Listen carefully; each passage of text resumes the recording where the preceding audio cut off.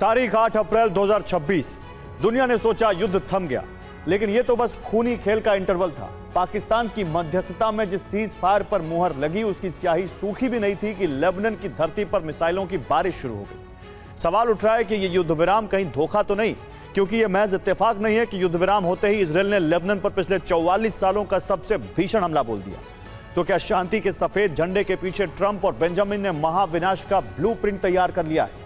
अब अगर Iran Lebanon के लिए खड़ा होता है तो उसे विलन बनाकर 50% बचे हुए ईरान को भी खाक में मिला देगा अमेरिका। सवाल, युद्ध विराम के दिन ही इजरायल ने हमले शुरू क्यों किए? दूसरा सवाल, क्या अब ईरान के युद्ध विराम तोड़ने का इंतजार किया जा रहा है?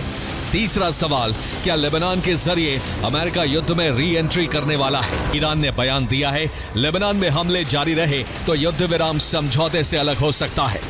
इजरायल ने कहा है वो इजरायल में हिजबुल्लाह के एक्शन को रोकने के लिए स्ट्राइक कर रहा है, जबकि अमेरिका ने कहा है युद्ध विराम सिर्फ ईरान में हमले रोकने के लिए था। अगर ईरान बौखलाकर हिजबुल्लाह की मदद करता है या फिर पलटवार में इजरायल पर हमले करता है या फिर दूसरे प्रॉक्सी गुटों को हथियार सप्लाई करता है, तो अमेरिका इसे युद्ध विराम का उल्लंघन मानकर फिर से ईरान पर हमले कर सकता है।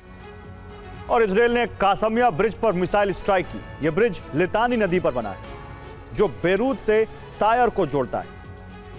दक्षिणी लेबनान की लाइफलाइन कहा जाता है। यह ब्रिज टूटने से दक्षिणी लेबनान दूसरे हिस्सों से कट गया। हिजबुल्लाह का हथियार रूट तबाह हो गया। इस दौरान पुल से हिजबुल्लाह लड़ाके खदेड़ दिए गए। कासमिया पुल टूटने से समीकरण बदल गए। इजरायल लितानी तक बफर जोन बनाने जा रहा है। दक्षिणी लेबनान में आईडीएफ का दबदबा हो गया है। तायर और नकौरा में इजरायल की घेराबंदी है। लितानी तक इजरायल की कमांड पोस्ट है। अब सवाल ये कि ट्रंप को आखिर रणनीति बदलने की जरूरत क्यों पड़ी? इसकी पहली वजह है ट्रंप पर लगातार वैश्विक दबाव पड़ रहा था। दूसरी वजह है अरब देशों को लगातार आर्थिक नुकसान हो रहा था। तीसरी वजह है तेल के दाम बेहद तेजी से बढ़ते जा रहे थे। चौथी वजह है हॉर्मुज ब्लॉकेड की वजह ट्रंप को माना जा रहा था। पांचवी वजह है अमेरिका में लगातार ट्रंप का विरोध बढ़ता जा रहा था। और 44 साल बाद इजरायल ने लेबनान में इतने भीषण हमले किए हैं जिससे बेरूत में 92 लोगों की मौत हो गई। बालबेक में 18 लोग मारे गए। हरमेल में भी 9 लोग बमबारी में मारे गए, जबकि नबातिया में 28, आलेई में 17 लोगों की मौत हो गई। सिदोन में 17 लोग मारे गए और दक्षिणी लेबनान के तायर में 17 लोग इजरायल के हमले में मारे गए। मौत का आंकड़ा 254 पहुंच चुका है।